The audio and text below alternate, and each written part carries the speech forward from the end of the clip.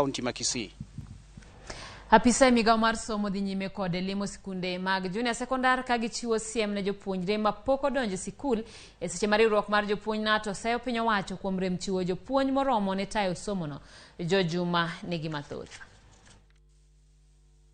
En odiechieng' mar abich nyaka ne chenro mar somo ma junior secondary school koro chakre.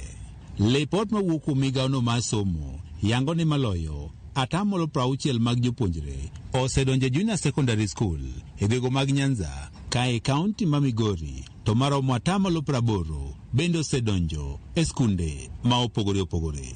Throughout this week since Monday, those learners have been joining their schools, and as of yesterday we had well over 80%. Chiendo mar rwako jopuonjre e junior secondary school pod dhi nyime ka pisas mawuok e migaono mar somo bende koro pod limo skunde mopogore opogore mar ng'ine chenro ni koro tim e yono makare. The remaining learners who may not have joined, that they need to move very fast and join schools, because the joining of junior secondary is unconditional.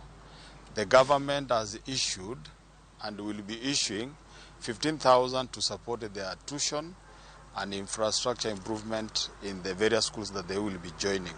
And therefore there is no reason why any parent should keep his or her child out of school. Apisa se migaono mar somo ka otendeko jitenda rita kwe e kaunti ni ma Migori wach ni ka ochakore juma manyien gidhi chako timo pedha ni jopuonjego manyaka sani pok odonjo school. We have the knowledge of every family who had a student where, and when we begin that process of mopping up, we are always very sure to succeed.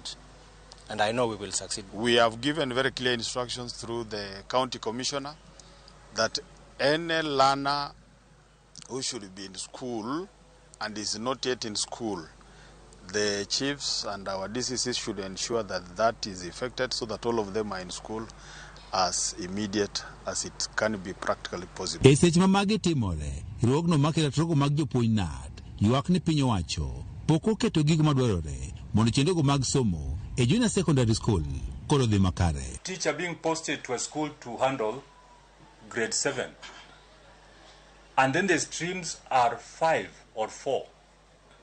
I think that is a big joke. As it is now, there's a total shortage of teachers.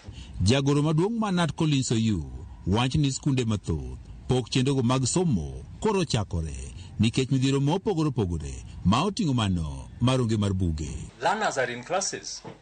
Nothing much is happening. And in one of the schools, a head teacher was quick to note that even the textbooks,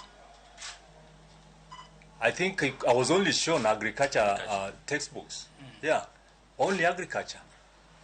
Nothing more. Kaunti ni ma Migori, piny owacho ka okalo kuom migao mar somo yando osepodho sikunde maromo 700 ma chenrono mar somo ma junior secondary school koro dhi nyime.